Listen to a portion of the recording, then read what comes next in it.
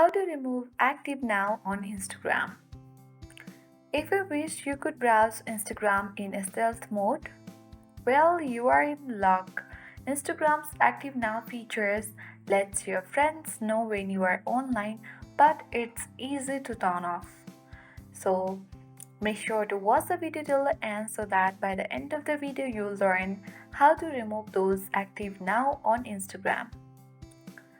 Now without any much ado, let's dive right into the video. First of all, you have to open Instagram app on your device. Make sure you already have logged into your Instagram account and tap on profile picture at the bottom right corner of the screen. You will reach on this profile feed where you have to tap on three-line icon at the top right corner to access your settings page.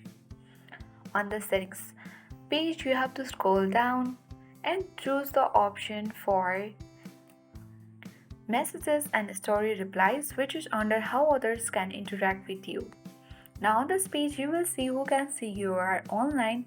So let's open show activity status, and then you need to toggle off the button for show activity status so that no one will be able to see your activity status or active now on Instagram.